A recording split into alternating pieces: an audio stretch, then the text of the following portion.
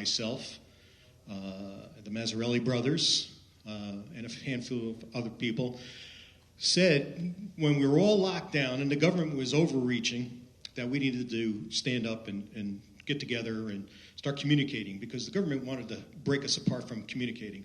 And I think our speakers tonight are really going to emphasize what they went through in China and what China is doing and how they're influencing us here in America. So not to belabor myself, but to introduce our co-hosts. Where is she, Mila? So let's hear a warm welcome to our host, Mila. Thank you, Dean. First, I need to grow a few inches for all of you can see me. My name is Mela. I'm from Mount Hope Chinese Association. For those of you who do not know what that is, I forgive you. Because we just stepped out of Orange County today. We formed about over a year ago in Orange County, and we have been very active. Our mission is to restore the traditional Chinese values, such as wisdom, loyalty to your family, hardworking, which are universal values, and also to share the beauty of Chinese culture. But to do that, we need to eradicate the contamination of Chinese Communist Party culture. And the communist culture is not alone to the mainland China. It's evident that it's everywhere. In fact, we have a series of beautiful, 2 copies of beautiful books in the back called How the Specter of Communism is Ruling the World. I hope you take them home and read them. And we have done very successful seminars as this, called Wake Up to the CCP Threat seminars. We've done them in Mount Hope and Deer Park, Middletown, Warwick, and other places. We've received very strong, warm responses from the audiences, and we got invited. Thank you, Dean. Thank you, folding chair. And thank you also, Orange Strong, even though my friend Chip Murray is not here, and also Global Service Center for Quitting the CCP. They are the co-sponsors of the event. And without further ado, let me first, let's invite the panelists. We have a very outstanding group of panelists today. And David Zhang, wave your hand. He's from China Insight. China Insight. He's the host of China Insight.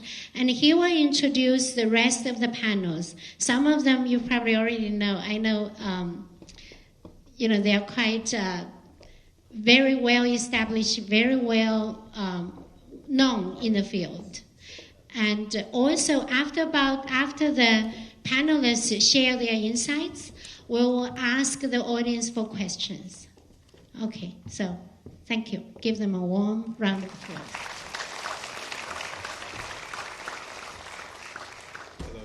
Hello. Okay. Good evening, everyone. Thank you so much for taking your evening time to be with us tonight. Obviously, you came, and this is a very important issue for you guys as well, and it's something that we've been talking a lot about, but I think it's worthy of a panel discussion because we have different panelists from different fields of studies, and they've covered this topic extensively. So first I'll introduce briefly who I am, and then I'll introduce the panelists. So my name is David Zhang, and I host China Insider on YouTube and on Ganjing World. And I spend my day exploring and discussing China of various different topics.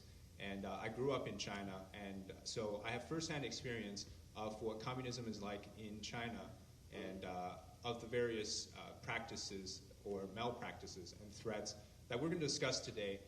They very much relate to me personally and my experience growing up. And so I guess let's just start with a brief context, right? So everybody went through the pandemic, and people started questioning where did this virus come from? And the Chinese regime, the government in Beijing, as well as the ruling Chinese Communist Party, didn't give us an answer. To this day, they still deny the existence of the virus that came from Wuhan. And so throughout this whole time, you might have realized that something is wrong. A partner that we've had for over 40 years, decades of engagement with them, overseas across the Pacific Ocean has failed to provide us the most fundamental credibility that a government should have or a nation should have. And so many of you maybe started looking online for answers, but you couldn't get the straight answers. And so I hope our panel tonight can give you some of those answers. We won't have all of the answers, we'll have some of the answers. But I think the most important part is getting everyone engaged and start to think about the deeper issues that matter to us. Obviously, our focus is going to be on the threat of the CCP in America. And I think that's really important because this is what threatens our lives every single day. And so I hope our panelists today will give you what they think is the most important issue to be aware of. Now, we also hope to answer a lot of the questions as to how did this come about? And what, for example, like the southern border, the fentanyl issues, or the virus, or the politics, or even the economy. A lot of these things, hope you guys will have a lot of great questions for us later on this evening. Now, let me just briefly introduce our panelists before we get into our discussion. So, sitting in the second seat there to the left is Dr. Xiaoshu Shanlin, and he is a former U.S. Army officer and microbiologist, co-founder of the CCP Biothreats Initiative, member of the Committee of Present Danger China, and assistant professor at the Biomedical Science Department in Phaeton College, Middletown. All right, let's give a round of applause for Dr. Shanlin. Thank you. And we also have next to Dr. Shanlin, to my left here, is Josh Phillip. You might have seen his documentaries or maybe his show, Crossroads, on Epoch TV and the Epoch Times. And his most recent documentary is one where I truly enjoyed and is very insightful into China, which is called The Final War, the 100-Year Plot to Defeat America. And that's streaming on Epoch TV. So he extensively detailed the processes and the brain thinking behind how the CCP has systematically tried to invade America and destroy the system that we have. And so let's give Josh a round of applause as well. And then we have Kay Rubacek. She is sitting to the left there. She is an award-winning producer of film and TV. She's also an author and expert on communism and socialism. Kay's family actually fled communism regimes in Russia and China. And so she has interviewed over 100 communist survivors. Many of them come from communist China as well. So a round of applause for her. And finally, we have the native from this area here, Chris Bob. He is a Hudson Valley-based researcher specializing in communism's influence in the religious denominations. And he currently holds a role of program manager of subscriptions at the Epoch Times in Manhattan. All right, so round of applause for Chris. Okay, so we'll jump right into the questions. And the first one I really want to ask is for Sean. It's about, recently you've seen the news, you know that the CCP has removed its foreign minister and defense minister, and they both disappeared from public eye. So how does something like this just happen to a government? Sean, do you want to tell us what's happening in China? Why is its domestic economy also imploding, and what's the deal there? Well, good evening, everyone. Such an interesting question at the beginning because so much drama happening nowadays in China. Probably CCP never shut up dramas, scandals, secrets, and so it's a very, very fascinating time to actually watch Chinese news nowadays. And so in June, the foreign minister, Qin Gang, disappeared. And for several weeks, nobody knows where he is. And then on the internet, it exploded his extramarital affairs. And while he was actually a Chinese ambassador in the United States, even have a son. So these affairs, of course, triggered nationwide attention for these disappearance of Qin Gang, of the foreign ministers in China. And then people later realized he was actually removed from the post. And so this is a very interesting drama at the beginning of summer. Then recently, the defense minister, Li Shangfu, also disappeared. Actually, since August 29. Then later on, there are news being released saying that he was actually arrested on September 8th. But the Chinese government always like to do this in secret. So even at the beginning, nobody knows where are these ministers, right? So and when the foreign journalists ask China's foreign spokesperson, they always say, we don't know the situation.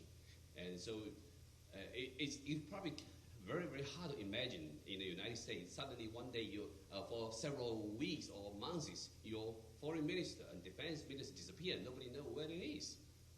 But in China, it just happened because this is operated by CCP's nature, because they like to using this secrecy to show the CCP's leadership in complete control, especially for Xi Jinping.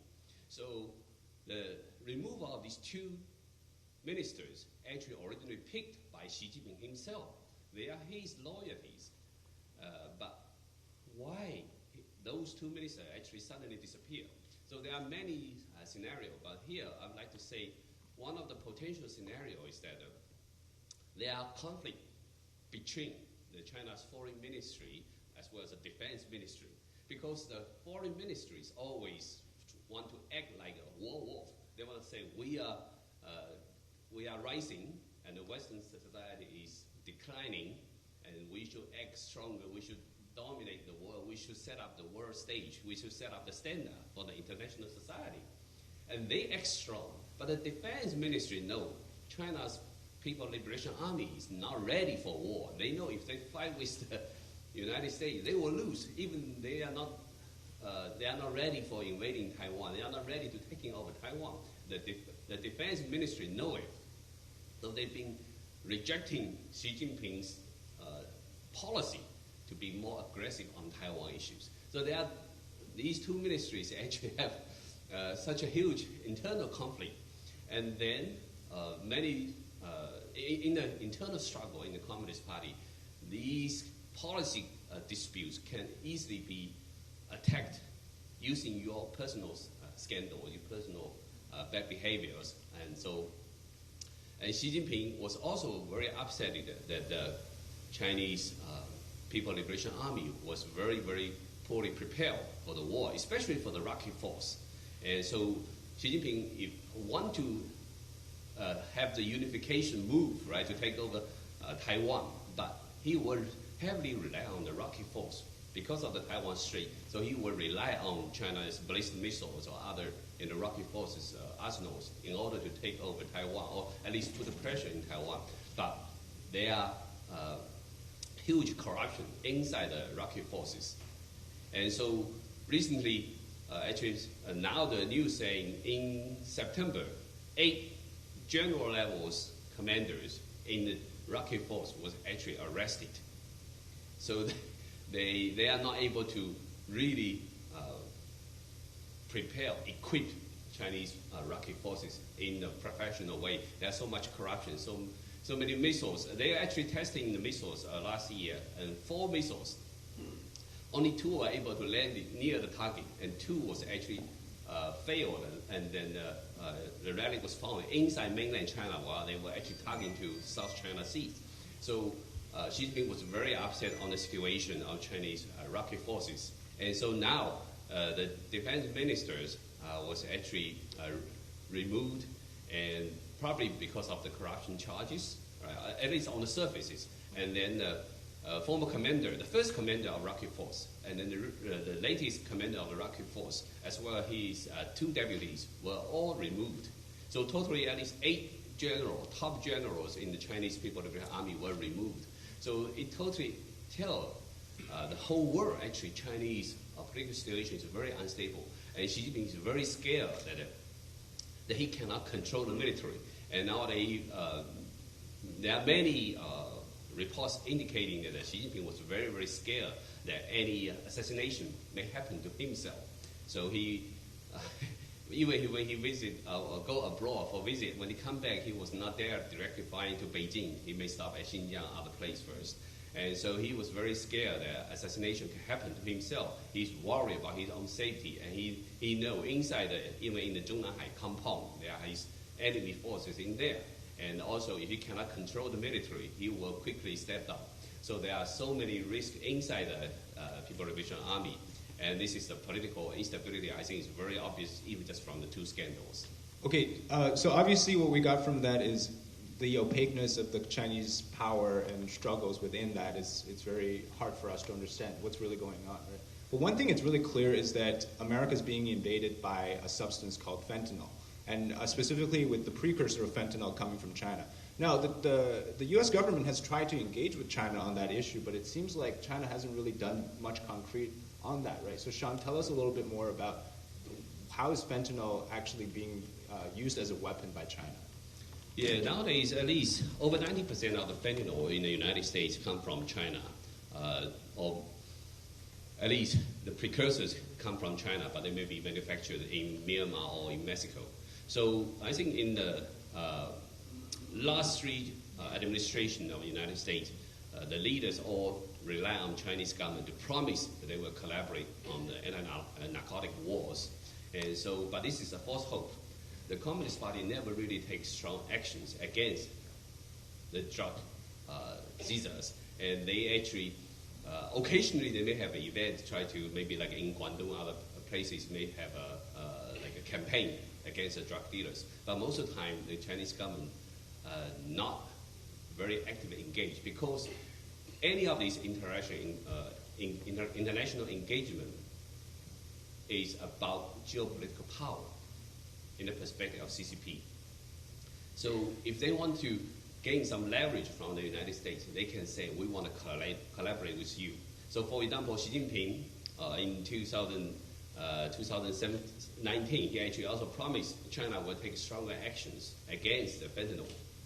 And so they did not really control the situation, because once the Chinese government on their document, they say we will ban fentanyl. So many of the drug dealers in China, they just do not sell it over the internet. They can quickly ship the precursors to Myanmar or even directly to Mexico. So it's very easy for them to divert attention, and also they can escape international monitoring of the situation. So I think the first mistake for the United States is really trusting the Chinese government. We're waiting for their promise, waiting for them to fulfill their promise to actually control the fentanyl pandemic, actually. So this is a huge mistake. And I think definitely the United States take stronger action, because now these drug dealers become so rampant, so aggressive. For Chinese chemical manufacturers inside China, there are so many companies very, very audaciously telling the drug dealers, saying, we teach you how to make fentanyl precursors to fentanyls.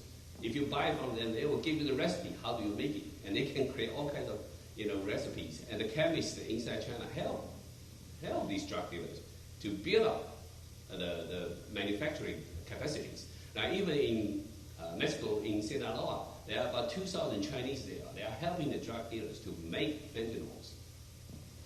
So this is entering from the back door of the United States, right? Especially when we have the southern border open. So there are so many fentanyl can come into the United States and killing over 110,000 Americans in year 2022. So it's a huge crisis. And if the source from China cannot be blocked, cannot be, severely cracked down, let's say in this way, and then the precursors will just be flooding the international society. So it's a huge problem. Thank you, Sean. Now, Josh, I want to ask you about this, because we often hear this term. It's called the United Front, and it's actually Mao Zedong said it's one of the three magical weapons that he used to win the Civil War. So, can you just explain to us what it is and then the effects of the United Front? How many of you heard about these Chinese police stations in America? I mean, I think a lot of people were really shocked when they heard that. China has police stations on American soil. And people were like, well, are they arresting people? Can they send them back to China? They've done it. In fact, they had a program for it. It's called Operation Fox Hunt. The CCP had agents on American soil, and they were either capturing or encouraging people to kill themselves, who the CCP was targeting, in terms of its anti-corruption campaigns. My job at Epoch Times, or my role as an investigative reporter, actually started by investigating these networks. That started in 2008, and the long story short of it was there were attacks against people in the Chinese community happening in Flushing, Queens. It was right ahead of the Beijing Olympics, and so the CCP was targeting religious groups. They were going after house Christians in China. They were arresting Tibetan Buddhists on the street. They were beating people. There were videos of Chinese police with monks' robes, like Tibetan Buddhist monks' robes. They were putting on the monks' robes and like throwing Molotov cocktails and stuff. They were doing this for optics. And then in the United States and Europe and in all kinds of different countries, they had, in fact, several parts of the U.S., they had mobilized Chinese people on the ground in various Chinese communities who were also beating, threatening to kill, attacking, spitting on, you name it. Chinese Americans, Chinese French, Chinese Europeans of different countries. And so I was sent to investigate this. Over time, what I found was that the picture of this is beyond imagination. I've heard estimates. The number of Chinese spies active in America could be close to 1 million. A more conservative number would be about 400,000. Sorry, that was in 2008? That was 2008. Now, for a lot of people, it might be shocking, because we think spies like James Bond and stuff, And I can tell you, when I was investigating these networks, I remember talking to Chinese people like, that guy's a spy. I mean, not you, I'm just saying, hypothetically speaking, I've been pointing at this guy, and I'm like, that's not a spy. The guy is like, he's wearing like an undershirt. He looks like he hasn't showered for a week. I was like, that's not a spy. I know, I've watched James Bond and Mission Impossible. I know a spy when I see one. They're like, no, that's a spy. It's a Chinese spy. And sure enough, they were right. What the Chinese Communist Party was doing was what they call liaison work. It has two branches of its government. One is the United Front Work Department. The other is called the Overseas Chinese Affairs Office. They also work with the military through the liaison department, which works directly with the propaganda department. And what they do is they have soldiers, essentially, come to America, come to New York, come into your local community, and they will go to the Chinese consulate and be deployed to different parts. And they'll go to your elected representatives. They'll go to your city council members. They'll get into your, like finance clubs. They'll get to the gold meetings. They'll get to like your Christian groups. And they'll start to try to influence you. They'll say, hey, people have China wrong. They'll go to your local official and say, hey, you should come to China. You should come on a trip to China. We'll pay for it. You don't have to pay a penny for it. And you'll see that the American media, they're just afraid of China's rise. When they bring them to China, they have 5 methods of subverting them. They target moral flaws. It's like the devil's advocate type stuff. If you're greedy, they'll bribe you. If you're attached to lust, they'll drug you and make you sleep with an underage girl and film it. If you're attached to, like, for example, fame, a lot of times you have, for example, college professors go to China. They'll literally roll out a red carpet for them. They'll treat them like they're the biggest stars in the world. And they'll have kids asking them, you're so amazing. I'm sure you must be famous back in America. Do they recognize you? And of course the person's thinking, no, they don't recognize me in America, but they recognize me here. And through these methods, they slowly get them to buy into the CCP's agenda. Now, once they do that, they start getting control within politics. They start getting control over different representatives, from your local city council all the way up to the highest levels they can possibly reach. They'll go after family members, they'll go after business leaders, they'll go after everybody. And this is what the United Front does. It's called leadership capture. They capture the leadership of a country. They capture the leadership of organizations, of businesses, of universities, and they start having them do things that are in favor of the CCP or that enact the Chinese Communist Party's unconventional war systems. And that's drug warfare. That's culture warfare. That's putting Chinese influence in Hollywood. That's going after, on the note of drug warfare, it's worse than this. The Chinese Communist Party does the money laundering. That's through the Vancouver model. They launder the money for the drug cartels in Canada. They do it through the casinos. They call it the Vancouver model. The Chinese Communist Party does the money laundering. They supply the precursor chemicals. They supply the fentanyl and the synthetic drugs. The cartels we hear so much about, they are the foot soldiers of the Chinese Communist Party. And this is a war. This is a declared war. I'm not even exaggerating this. This is a declared war. In fact, the CCP calls it people's war. If you read, for example, Unrestricted warfare, which is from two Chinese colonels who are now in different high-level positions. They list drug warfare in there. And Mao Zedong actually modeled the drug warfare systems based on, of course, the British Opium Wars. He called it people's opium, people's heroin. And think about it. They can kill 100,000 Americans a year. How many Americans die in wars? If we went to war with that, how many Americans died in the longest war? Not that many. Not as many as been killed in a single year from fentanyl. How many Americans were killed in Vietnam? Not as many as have been killed by fentanyl in a single year. They are killing more of our children. They're killing more of our neighbors every single year using this. And even worse, what it does is it creates criminal networks. And so I talked about the tongs, I talked about the cartels.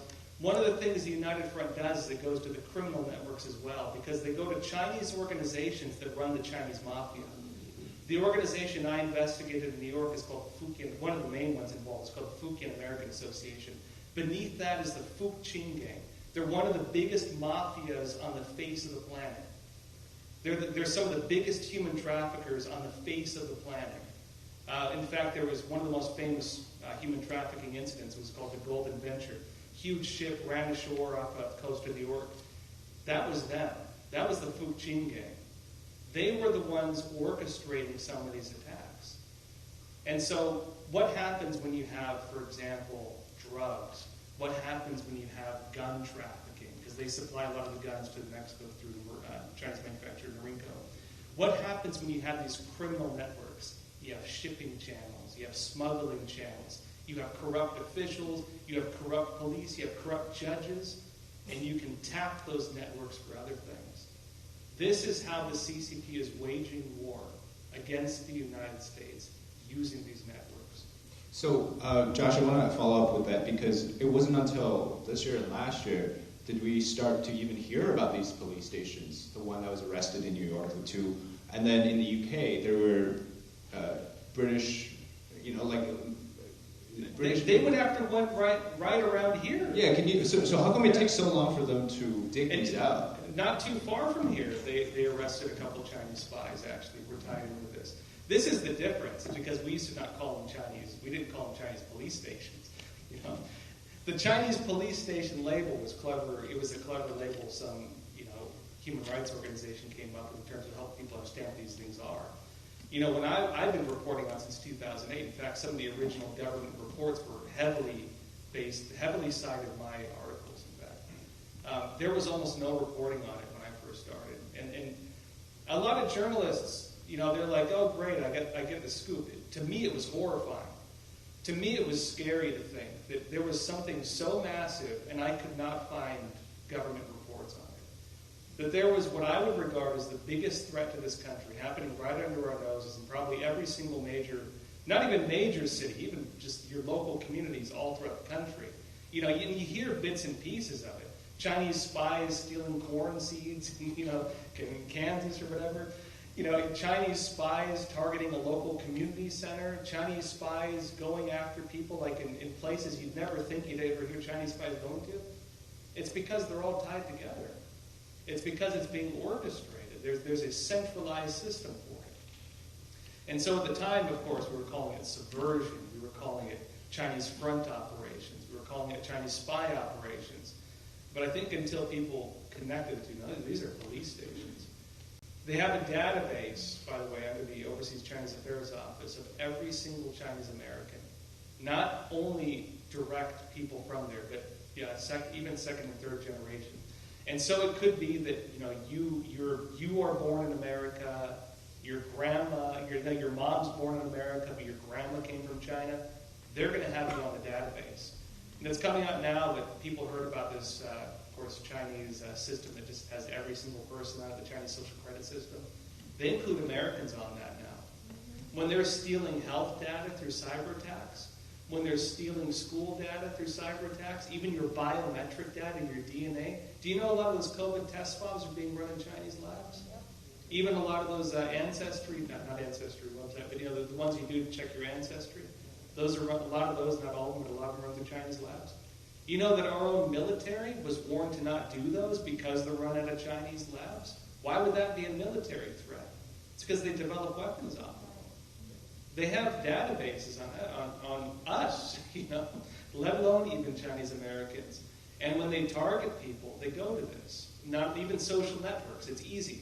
If I was a Chinese spy and I wanted to breach any company in America, you know what I'd do? I'd jump on LinkedIn, I'd type in their company, and I'd map their entire employment structure. It's as simple as that. And then you can find the guy you want, maybe the IT guy who controls all the computer networks, and you jump on his Facebook page, and you can start talking to him. It's as simple as that. I actually want to quickly jump in with a story. So in Canada, I believe it was the British Columbia University, this beautiful Chinese girl approaches this graduate student, tries to get a date with him, and then steals all his graduate studies passwords, steals the entire database for the research, and then never to be seen again. Josh, thank you for that. So, Kate, I want to jump to you because you've studied communism and socialism and the ideology for it. There's two major aspects that I think you'll be great at answering. The first is there's a long war against the students, the kids, the K-12 education system. And Congress, it seems some of them at least, are doing the first step, which is asking questions about it. So Senator Kramer and his Republican colleagues apparently are demanding an investigation into CCP influences in the K-12 system. Now, this is very broad because America as a whole, the education system is quite complex. But why would the communists want to get into the education system, want to influence the K-12 system? Why would they want to influence education? Well, if you go back as far as, say, Lenin in Soviet Russia in the 1920s, he said, if you give me, don't quote me on this, but he said, if you give me the kids for 4 years, I'll plant a seed that can't be removed. Did I get that right? I think I was pretty close, right? Yeah, close enough. So you think about that. Was he wrong? That in 4 years you can influence a child if you're working with them every single day as an educator or as a parent every day? What can you put into that kid's head in 4 years? Any parents out there, I'm a mother, I know what you can get into a kid every day. So education is fundamental to what they, to anyone that is trying to cause harm. So for a nation, we've talked about the drugs, we've talked about the physical, and thinking about spies and trying to steal data and things like that. Well, then there's that. The indoctrination is the education part, and that happens a lot through the schools. It also happens through social media. It happens through all forms of media, and that's something that the communists have just known for 100 years or more. So, for us to think that this is a new strategy, it's not. It's old, and it's been honed, and it's very effective. So we do have to wake up to it. And you mentioned about, so the schools specifically, K-12 schools, just this year there was a hearing from the Education and Workforce Committee, and they were saying, in the US government, and they were saying that there's more than 500 US schools are working with the Chinese government for, they have Confucius classrooms or Confucius centers. And they are directly tied to the Chinese Communist Party, who is using them to infiltrate the schools and the minds of our next generation. So, and it is that serious. It's not like they're just influencing the schools and some policies. It is influencing the next generation of this country and therefore the world. So, why are they waking up to it now? Well, it's a bit late. It's like what you were saying in Flushing, right? In 2008, people have been trying to raise awareness about the Confucius Institutes being dangerous and really impeding our academic freedom, our ability to have kids learn without censorship and to learn an accurate reflection of history, not the Chinese Communist Party reflection of history, which is completely inaccurate and not taught to their own citizens. We don't want that here, right? So that's where they've been doing this for more than 10 years. We've been aware of these Confucius Institutes. So it's about time that the US government is recognizing that. I commend them for that. I'm glad they're doing it. But we really need to jump on that because it is that serious and it is that widespread. And note that those 500 plus schools, many of them are very strategically based near military bases. How convenient. You get the kids, you get access to all the families there, and those kids, their parents are working at these military bases quite often. Then you start to influence the kids. You start to tell them the Chinese Communist Party view of history. It's quite possible that those children will go and work in those military bases in the future. So the CCP is looking at the long goal. It's not a short-term goal. And that's where if you look at the big picture, that's where education is absolutely vital, because you change the future. You don't just change the newsfeed now, you change the future through education. Well, so it kind of makes sense, because if you talk about the long game, we're here for decades to try to change a whole generation of students, right? K to 12. But then, I mean, how do you... So you're basically trying to fundamentally change their understanding or perception of communism or the CCP, for example. But, I mean, I assume that many of you, maybe even before the Trump trade wars, before the pandemic, you might not have cared that much about China, or maybe your perception of China was that it was a friendly country. So this seems like it's also a long-term cognitive shift that it's done to us to assume that China is nice. Can you kind of explain that? How does communism cognitively change somebody? Well, it's a worldview. What is your worldview? What do you care about? And how do you look at how do you look at a country? How do you look at your social unit, your family unit, and in a bigger scale? The communist view of that is very specific, and the worldview that they want us to have is their worldview. Whereas coming from a country such as America, where my accent is Australian, so I wasn't born and raised here, but I do love and respect this great country. And so coming from this country as something founded as one nation under God, with a constitution, throwing off the monarchy, which no other country has ever done before, it's a completely different worldview. So for Americans to accept a communist, a Chinese communist view, a Soviet communist, any kind of communist worldview, it's a big shift, and it takes time. And they knew that. It's not like, say, in Soviet Russia, where they experimented in the 1920s and just violently overthrew everything and said, you must think this way, we were going into the Gulag slave labor camps. It takes time, and they know that with America it takes time. This is a special country, and that's in our advantage as long as we wake up to it, I think.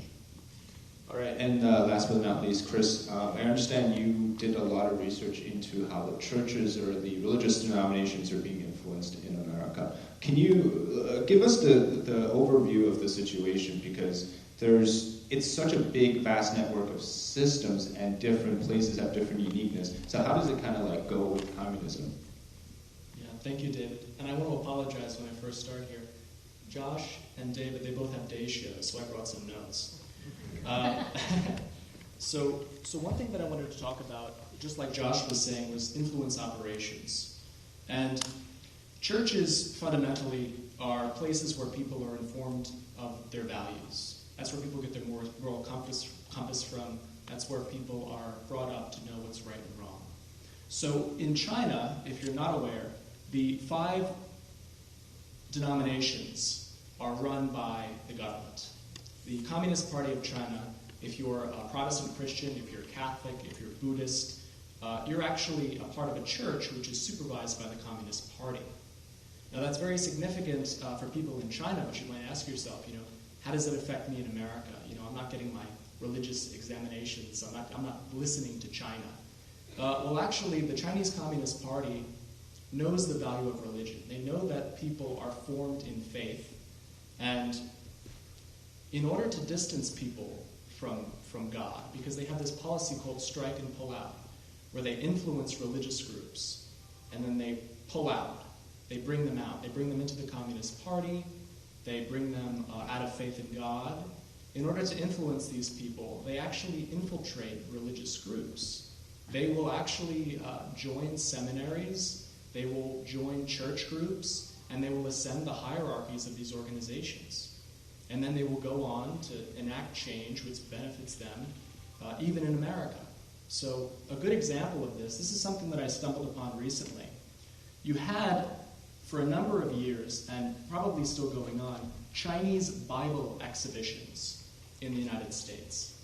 Now, this is interesting. So if you're not aware, in China, the Bible is edited by the Chinese Communist Party.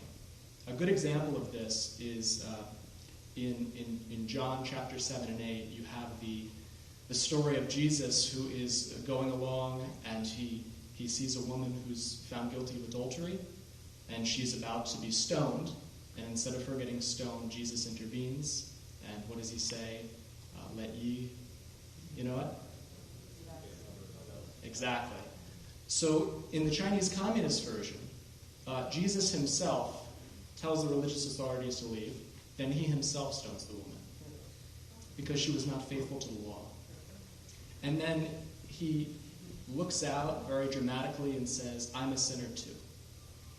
Now, if you know anything about Christianity, you know how Jesus being a sinner too is a very big problem.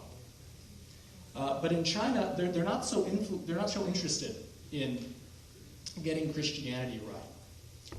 They have a program which was launched in 2018, which is the Sinicization, the China, making Christianity like China. And the largest Protestant body there was behind all of this. Actually, it was the Chinese Communist Party who's on top of them who was behind all of this. So they came up with their own edited version of the Bible. And this Bible is a Chinese Bible. It is not a Christian Bible. It conforms to various aspects of socialism and Chinese thought and other stuff that the leadership of the Chinese Communist Party thinks is important for people to know. And they'll take the Bible where they don't edit it directly. They'll also put little annotations in there to remind people of the right way to think. So they had these Chinese Bible exhibits like I was talking about. And it's interesting. I don't know if many of you are familiar with the United Church of Christ. It's a very large mainline denomination. They have one over here on Main Street in Poughkeepsie. They actually have an organization called Global Ministries. And this is a partnership mission group with the United Church of Christ, and it's also with the Church of Christ, the Church of God in Christ. And the point of this group is to basically go out into the global space and to, they say, be a missionary group that's bringing Christianity abroad. Well, I found that some ministers who are at the executive level in this organization were involved with various people in the local churches and also in the federal government, even Jimmy Carter. They were focused on bringing Chinese exhibitions to America so that we can have a church-to-church exchange. So the Chinese churches can tell the American churches how things really are in China. And if you know anything about Christianity in China, you know that there's tremendous religious persecution in China. Just recently, there was a pastor who put some quotations from the Bible on COVID masks, and he was distributing them. He was arrested, put in jail. You have people who hand out audio Bibles. They're never seen again. I mean, there's horrendous religious persecution going on, not only to Christians, but also to Muslims, Jews, Falun Gong practitioners. You've probably heard of the Uyghurs in the concentration camps.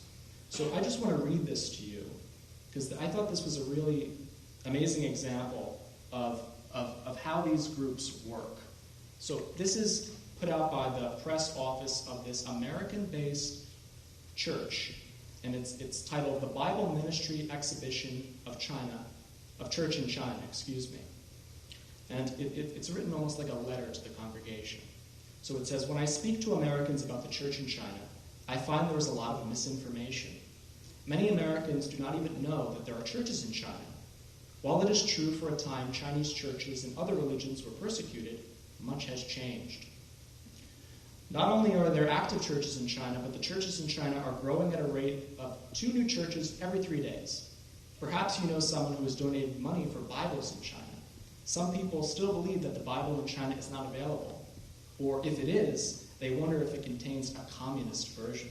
The truth is, over 40 million Bibles have been printed in China at $1.50 each.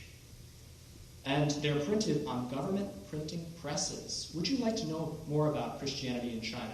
We invite you to come and see. The Bible Ministry Exhibition of the Church of China will be held in Los Angeles, Atlanta, and right here in New York, where you can come. And actually, members of your church group are taking an active part in these events. Join reverends, I'll bleep it out, and reverend general ministers, blah, blah, blah, blah, blah, blah, blah, blah, come on down.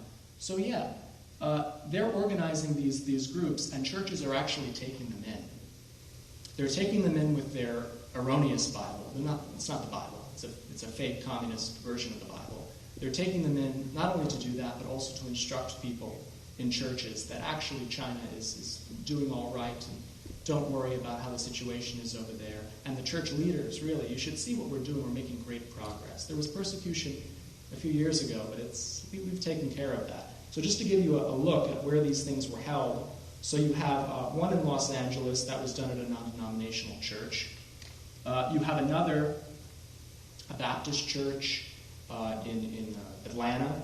And then you have the Cathedral of St. John the Divine in New York City. That's a very famous Episcopal church, if anyone knows about that. That's a very big church, very powerful church in the U.S. This was held in Washington, too, at a Methodist church by the UMC, and then, unfortunately, in Charlotte, North Carolina, at the Billy Graham Association Library. So, yeah, it's getting everywhere, and it's disgusting. And I have some more notes here. Let me pull something out here. So the organization which is in control of churches in China is called the Three Self Christian Patriotic Movement. And the Three Self, it's a very long name, but it actually came from a much longer name. And that name was Oppose America, Aid Korea, Three Self Reform Movement. So that was the mother, the brainchild of Protestant churches in China.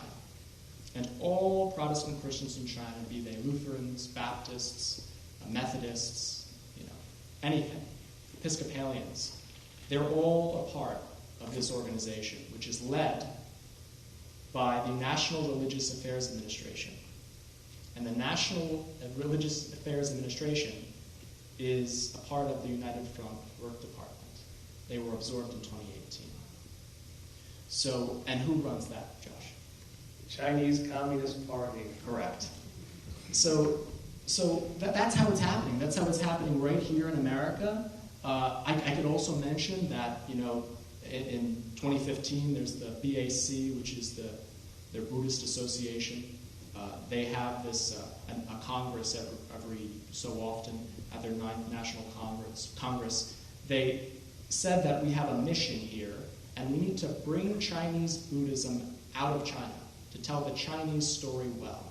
So they're not just doing it with Christianity.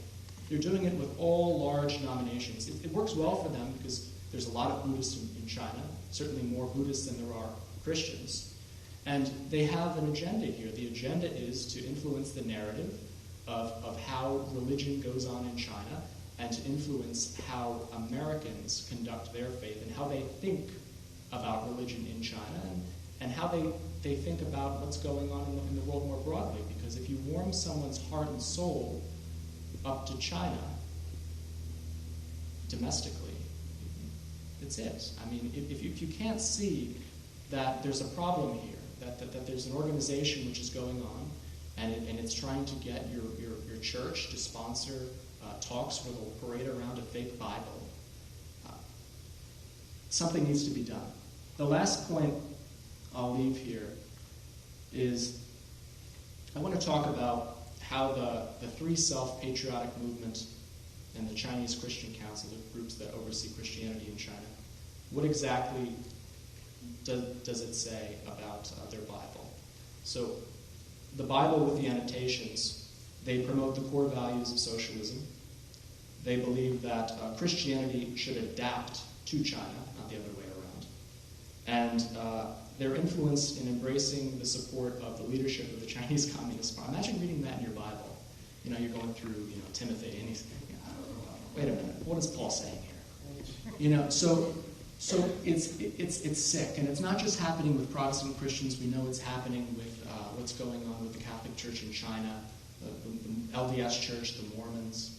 So if I could say one thing that you could take home here, talk to your pastor, write a letter to your bishop or to whoever's in charge of your church. Make sure that this stuff doesn't get involved in your church. Wow, Chris, that was very eye-opening. Thank you very much. So before we open up to the floor for everyone to ask questions, I just want to double-check how many mics we have. We have one here. We have a mic. One more, maybe? Two? Just one? Okay, so if we can just get someone to pass it around to people. And then just one last thing. We'll try to keep them, if you are to ask a question, just try to keep it as a question.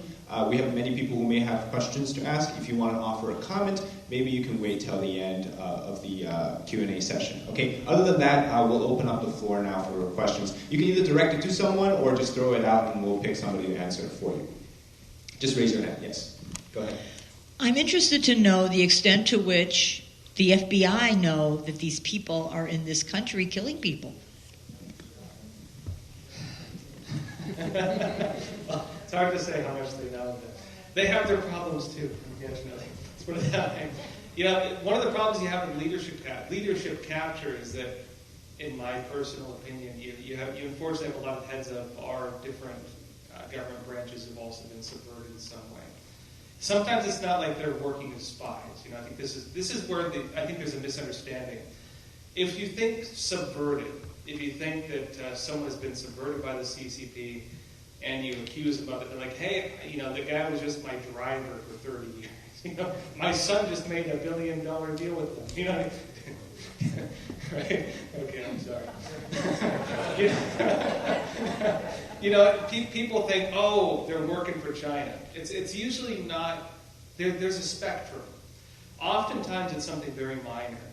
One thing I was shocked by is I've actually lectured twice at the Air Force Air Academy, and one thing was told to me by officers in our own military. They get these teachers who come in, and they've of course been educated through in China. They're China experts. Of course, you're going to listen to them, right? You have the top China advisors who've studied in China for 50 years. They're the top guys in the world. And they've been educated on the Chinese narrative.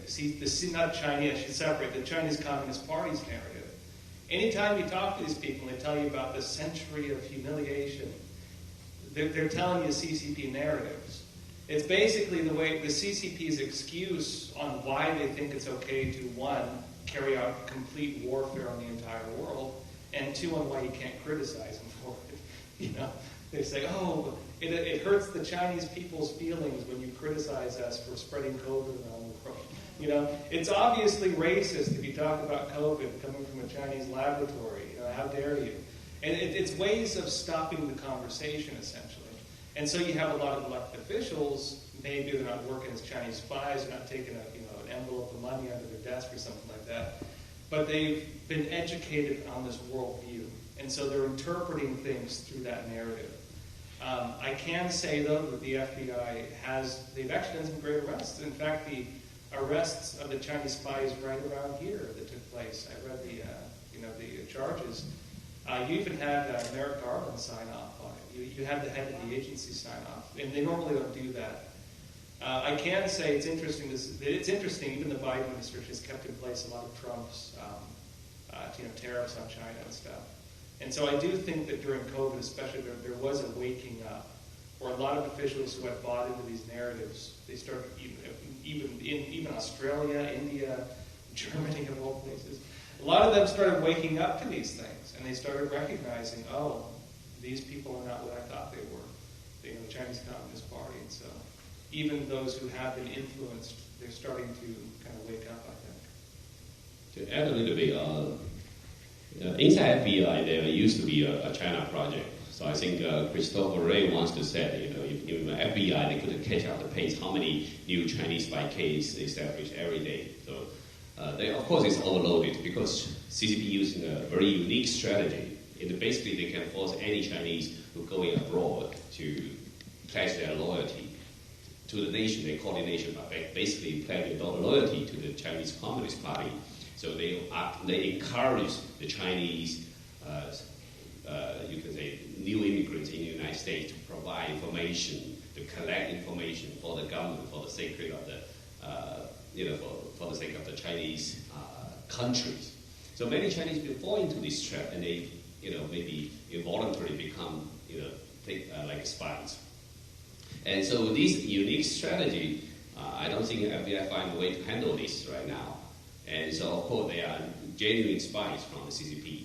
They are in behind control. Many of these become like informants for the real spies. So how do FBI handle this kind of situation? And so I think you need a whole government approach in order to contain these situations. To add, sorry, just one more point on that is I think with the current state of our politics is that we often forget that we have representatives that represent us. And since COVID, so many people are awake to the threat from the CCP. I myself have been involved in some seminars like this pre-COVID, and we didn't get such a big crowd. So the fact that you guys are out here, there's television live streaming this event, and people are watching it, the representatives, our government representatives, have to pay attention. So I think that's also a big part of the shift, why they are doing something about it to some extent, to more extent than before, is because we're paying attention. So it's, with politics, it's too often that we just think big government has to solve our problems for us. But really, with the way America is supposed to operate, we, the people, hold the power, right? So that's where we have to remember that it's not up to us to just forfeit, the power of decision making and all of that. Who's going to solve this problem? Well, we have to take some responsibility too, and I think people are, and that's why we're also seeing shifts in our representatives, because they can't ignore us. Just real quick to correct myself, I meant to say sanctions, not tariffs. That's all. I also want to add a little bit, since the event is actually organized, also co-sponsored by Quitting CCP global centers, right? So actually, kind of echo your point. So many Chinese people also waking up, whether it's inside China or outside China. So many people joined the campaign to quit the Chinese Communist Party or its affiliated organization or youth organization. So now the number already reached over 400 million. And so many Chinese people are actually waking up. And in the past, in China, maybe 10 or 20 years ago, you dare not to criticize CCP in the public. Now everybody can curse CCP. Everybody can curse Xi Jinping. So the credit of the CCP is totally bankrupted. And probably their bank credit will also, financial credit will bankrupt. So, but the real issue is that nobody really believes in the Communist Party. So, but they just have the totalitarian control system still in working, but nobody really following the Communist Party. Okay, there was a gentleman in the back there who had a question, or maybe we go to the. Yeah, we're recycling. Okay. So it seems to me that what you're saying is that China is not just spreading viruses literally, but also figuratively as well. And in order for a virus to cause an infection, it needs a receptor, however, so that it could spread. And so my question is, what organizations here in the U.S., either political or social, are giving this CCP threat a foothold? Josh, you want to talk about it? I would say that if we were to make a list of all of them, you'd probably feel sick to your stomach. I would say there's probably not a single one that has not been influenced in some way. Look, they're going after like kindergartens. You know what I mean? They're going after your kids like elementary school, let alone government offices and even businesses. But are there specific individuals that what about Eric Swalwell, for example, sleeping with spies and stuff like that? Are there specific individuals that are more responsible than others? Well, without a doubt. I mean, you can look at the ones who are, let's say, trying to cover up for the CCP, the ones making deals with the CCP, and the ones selling out their interest with the CCP. You know what I mean?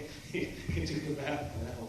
But There are quite a few, and a lot of it comes through the investment system. A lot of it's through the financial institutions, and then a lot of the big corporations. They also lobby our government on behalf of the CCP. The CCP can't lobby our government directly, and so they do it through a lot of the big corporations. And this is known. They do it openly, actually.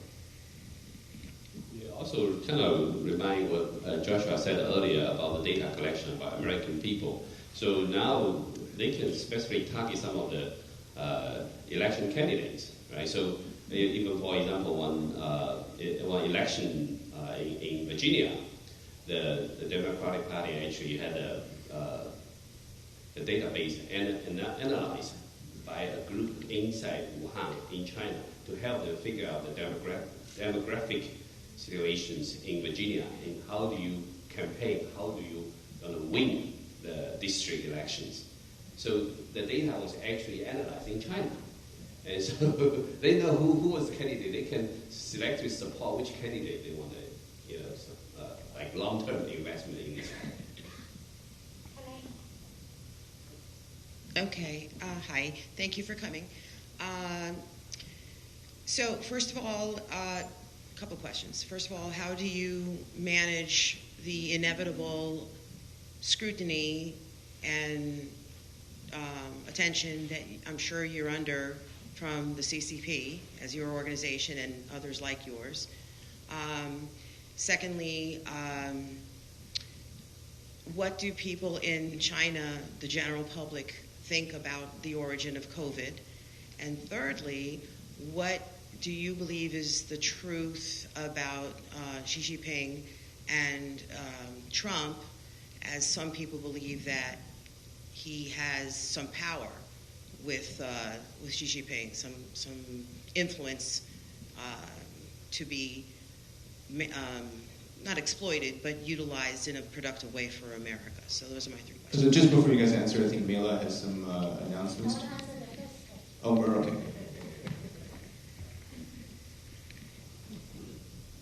I think the first question I want to answer because we are the sponsor of the seminar, and honestly, we prepared the death threat we received before the first seminar we held. And how do we face the stress and pressure? I think, to me personally, I believe a lot of people with me want the fight against communism is not a political fight.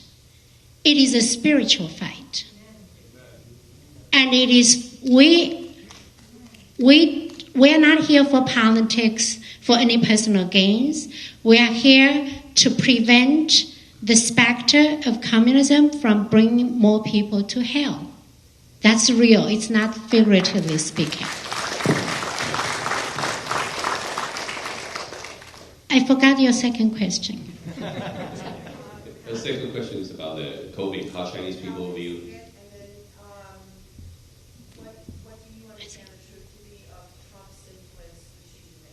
Yeah, I'll leave the third question for the panel, but I want to answer the second question. We don't call, I know Trump calls the virus as the China virus. I'm Chinese. We call it the CCP virus. And I hope you all call it, please, the CCP virus. And I want to add a little bit about the question prior. How do they have a foothold? The Chinese government has laid out such systematic groundwork, especially among the Chinese communities, through media, through personal, a lot of personal relationships. They've developed many associations. They've beaten up people, American citizens, right in American soil. If you would go to Flushing, even in some parades, the Chinese New Year parades, to my personal astonishment, they were waving China flags, no American flags for the last many years. Sorry. Thank you. Third question, I think it was about Trump and Xi Jinping. So the big narrative of that is that Trump had, I think, a hotel deal that fell through, as far as I know. They were discussing it. it's like Elon Musk, he has, of course, Tesla in China, but he's not in bed with them. So, I mean, yeah, it's not. I didn't mean it as not being in bed, more like there's a sense, or there's some narrative that he has the goods on a lot of leaders across the world, including some sort of influence with Xi Jinping in a positive way, like an effective way. That's not that he's compromised, but he has control. Yeah, well, I mean, I can tell you Xi Jinping, it was looking, this is complicated.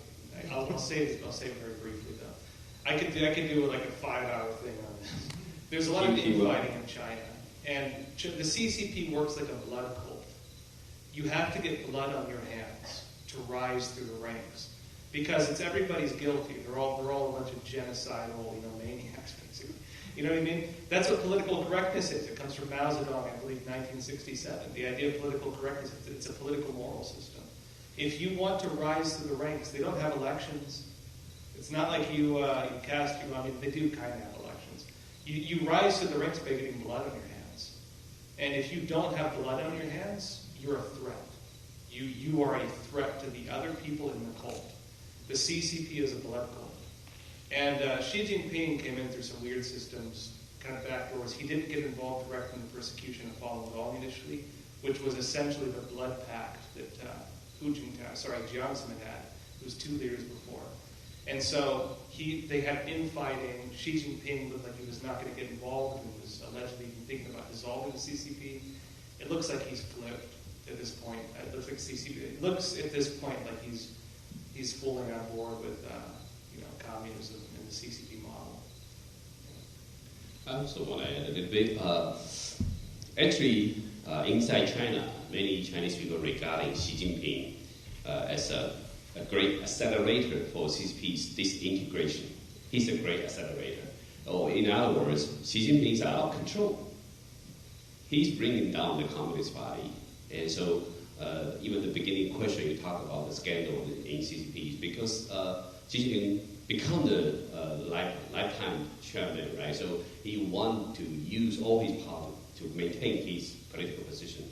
So in that kind of maniac situations, he gradually loses his own sense, and he broke all the rules. Actually, whether it's hidden rule or a general rule under the CCP organizations, right? So in the past, the CCP's leadership done complete wipe out the opponents.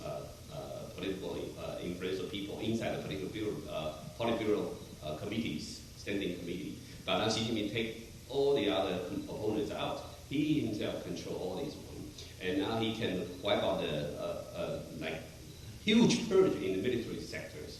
This never happened in the CCP history before. Never happened in this scale before. So he's breaking all the rules. He just wants to secure his power. So I don't think right now President Trump can actually have a positive influence on Xi Jinping because Xi Jinping himself is already out of control. Okay, any other? Go ahead. Yep. The mic's in the back. Okay, I guess he'll control who goes to the question next. I have 2 points to make actually, so I'm going to make the first point and then the second one.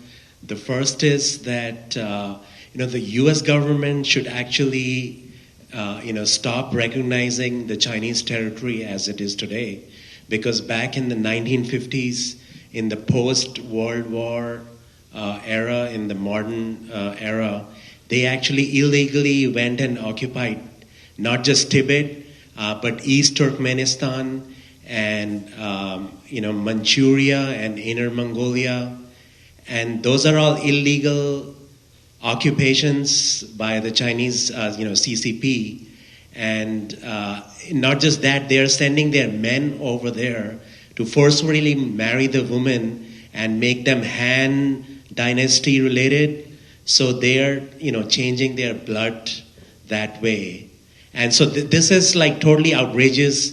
Nobody can stand it. I fail to understand why, all the world governments have not there has been, they've been seeing it, but they should totally disown this. I mean, sorry. Are you able to frame your second point into a question? That way, because we can get some discussion that way. Yeah, the second is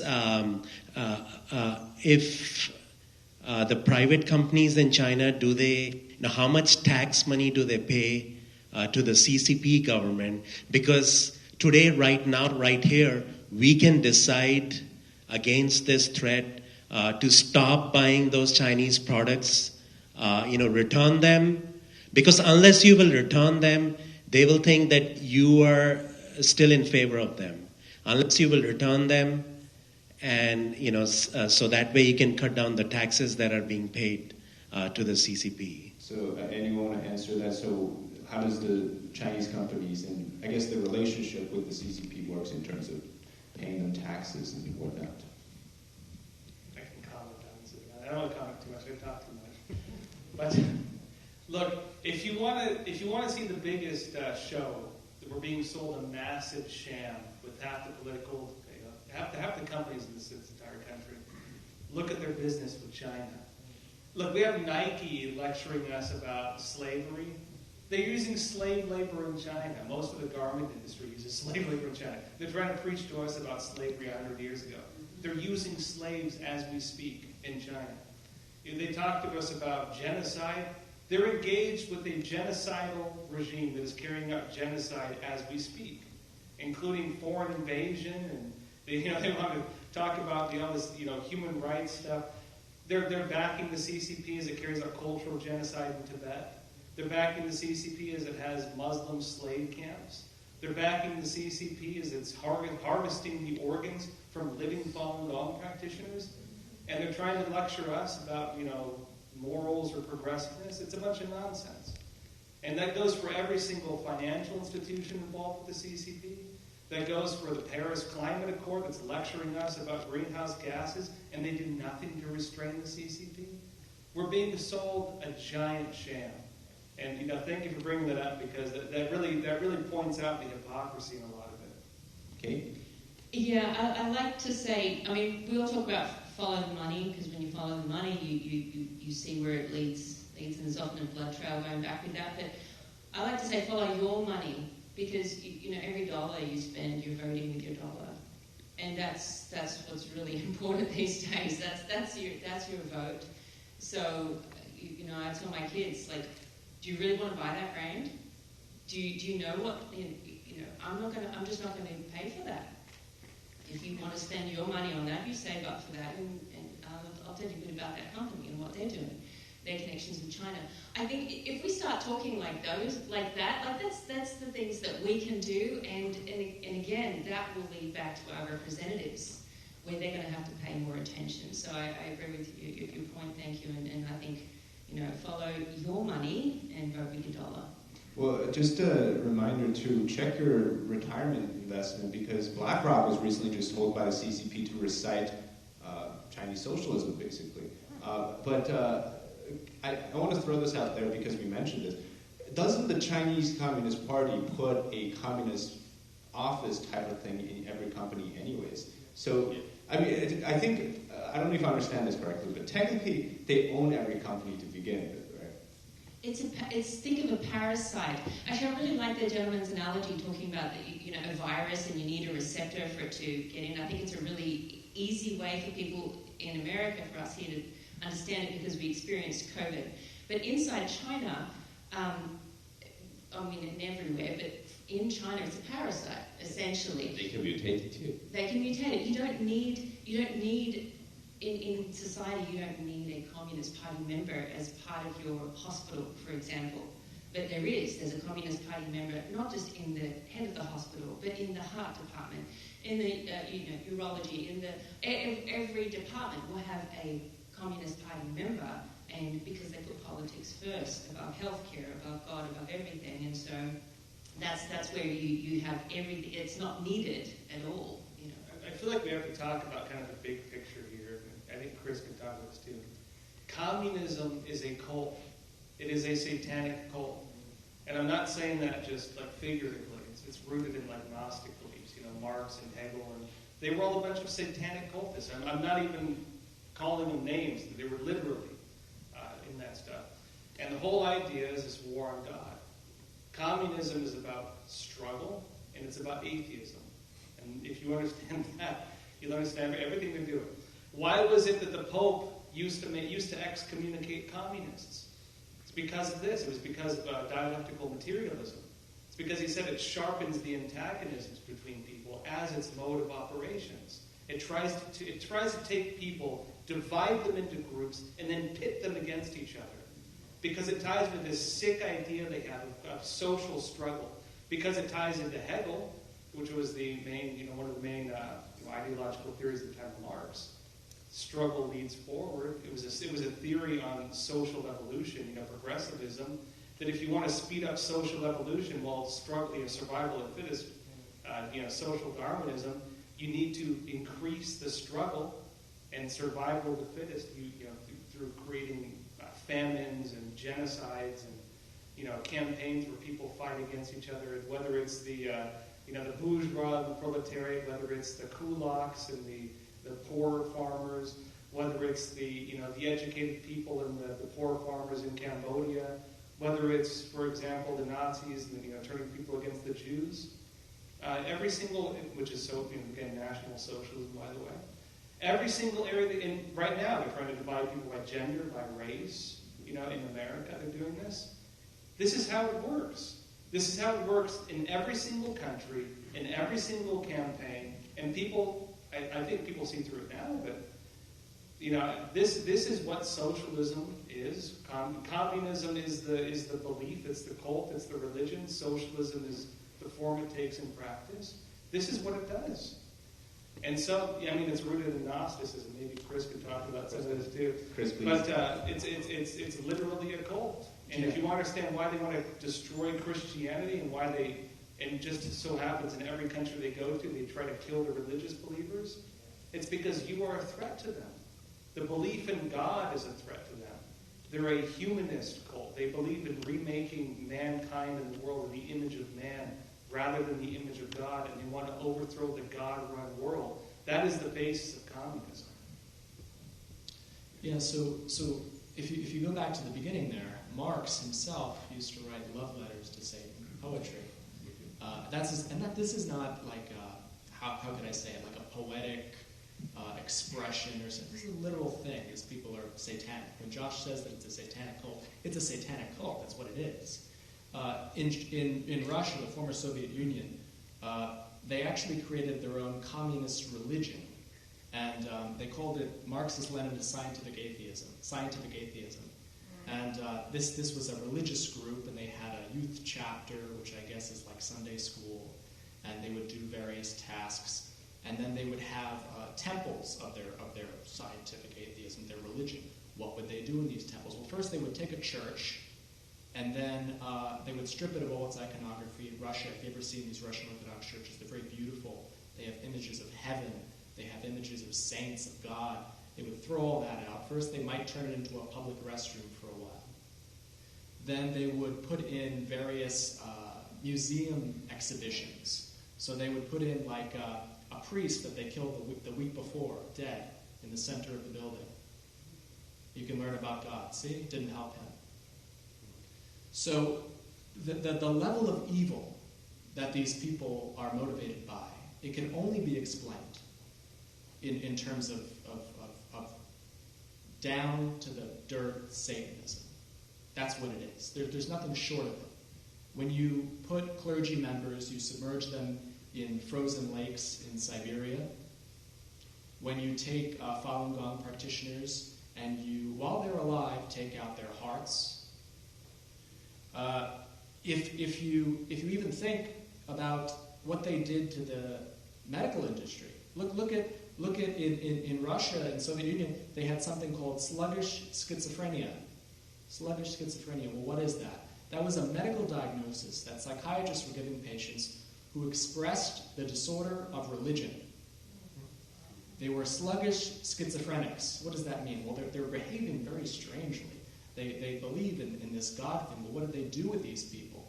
There's a famous story of these monks who lived in this monastery, very remote monastery in Russia. They were focused on cultivating a relationship with God. First, these psychiatrists came in. They threw all the monks in the monastery. They locked them up because they were, obviously they were possessed. by sluggish schizophrenia. But then they arrested various leaders of the churches. These were all the bishops, the archbishops, the members of the Synod of the Russian Orthodox Church. These are the top-level people. They threw them in there in all these different insane asylums which they created. And they distanced the leadership of the church from the people. The church went underground. It became something that you whispered about. Public religion didn't exist. They had churches still in Russia. There was nominally, they still had a Russian Orthodox Church there. They still had religion. But those institutions were infiltrated by the Communist Party members. That was not Christianity. That was communism that you were going to learn. And what are those people going to tell you? Well, they're going to tell you the scientific atheist stuff, because that's what the new religion is. So yes, and don't for a minute think that was 100 years ago in Russia, where my family came from. Don't think that was just there and that's not going to happen. When you see the present organ harvesting in China of Falun Gong practitioners and putting religious believers in Xinjiang in concentration camps and working them to death. Don't think that's over there, that happens in these America is just as susceptible to communism as any other nation. And although that it was founded by these principles of belief in God, we said the Pledge of Allegiance earlier. I mean, one nation under God, even though we have that, and thank God we still do. There are. I showed you there are attempts to change that. So we need to be very vigilant here. Thank you, Chris. We have time for one more question. Please keep it relatively short. Thank you. Since we know China has mostly propaganda coming out of it, there was rumors that there were these crematoriums that were burning up millions of COVID victims. Is there any data that says was that propaganda to make it look like they were affected or not affected? How do we know what? Assuming it's a bioweapon, was it geared to not killing the population as you would think? Was there any truth to these crematorium things where hundreds of thousands of people died and they were just hiding them? How was China actually affected? So I think the gentleman, if I understand correctly, he's saying we saw videos of the crematoriums in the latest outbreak with COVID. Is that real? What's the real number? What's the real number? Yeah, the real number, of course, is very hard to have a clear prediction. But even last month, there were reports actually from scientific journals actually indicating that the official Chinese gun data is totally underreported, and at least they're just based on 3 universities from their report, from Tsinghua University, from Beijing University as well, one university in Harbin. Just from the 3 universities' data, they collect the data about obituaries. Many of the scholars died in the university, right? And they use a sample and then export it to the nationwide, and they said Chinese gun at least underreported 2 million people dying.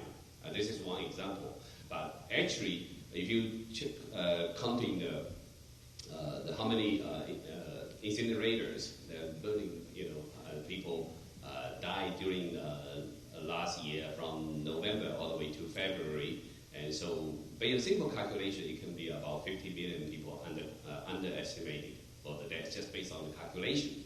Right? But if you look at the whole 3 years of the COVID period, how many Chinese people died? We don't even have any idea how many people died in Wuhan from the beginning of the outbreak. So Chinese government just keep lying about it. But one clear indication that the Chinese population has severely shrunk during the last 3 years is that Chinese government, first time this year, they acknowledge the Chinese population has a shrinking. And in the past, they always saying the Chinese population is still about 1.4 billion, is a huge market. But now, actually, many estimates say China probably only have about 1 billion people. And so there were a huge amount of Chinese people probably died during the last 3-4 years. And also, another indication is how many kindergartens being shut down in China now. The very low birth rate as well as so many people die in this process. So the population size severely shrink. And so I think the reality is that the international society is to look at China population situation in a completely different view.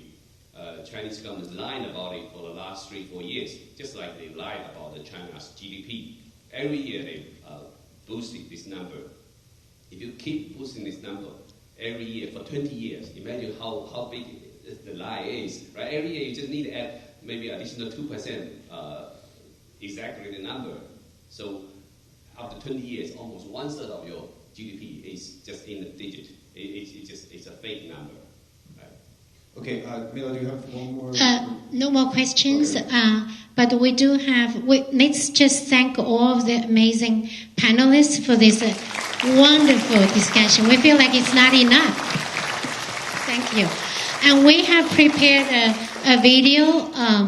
Ding can play for us. First the audio and then the video. All right. This is a representative of the Chinese Communist Party. We hear you have been talking shit. We at the Chinese Communist Party have a particular set of skills.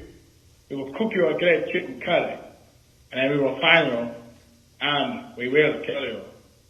Meet at 7 p.m. at your own danger. Goodbye. This was the message we received. No, the next one is I want to explain the audio we just received. We received that on our phone for advertising our first Wake Up to the CCP Threat seminar last year before July the 20th, 2022. We engaged our local police in Mount Hope, the local government very supportive.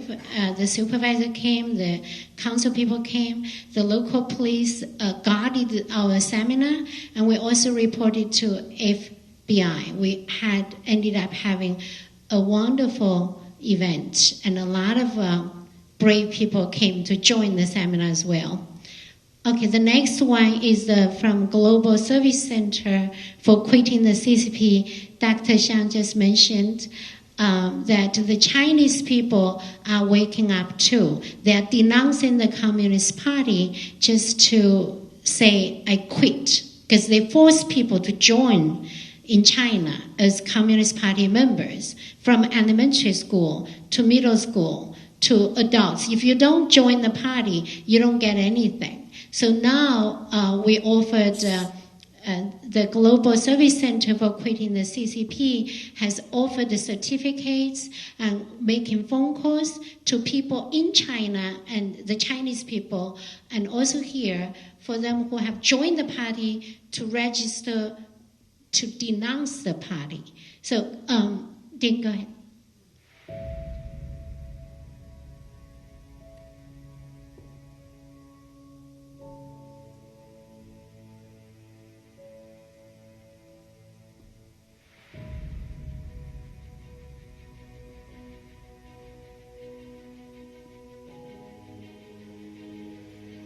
Maybe slightly louder.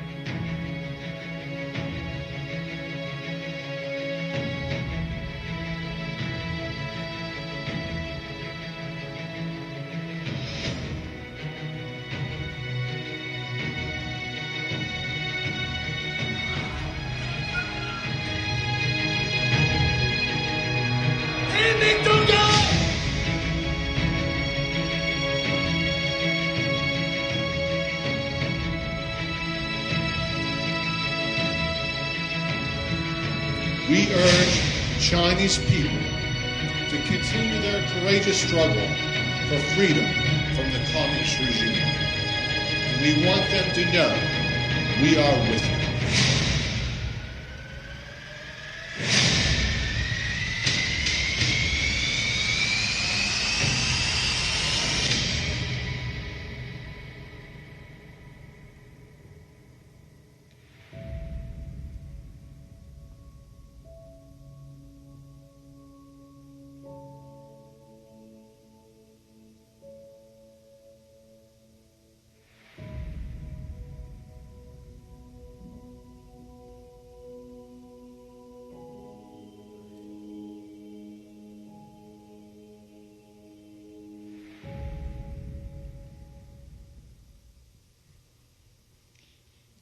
Thank you.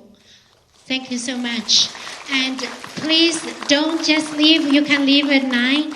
You can meet the panelists and chat with them. You can't bring them home, but you can share the online live stream. You can bring the memories.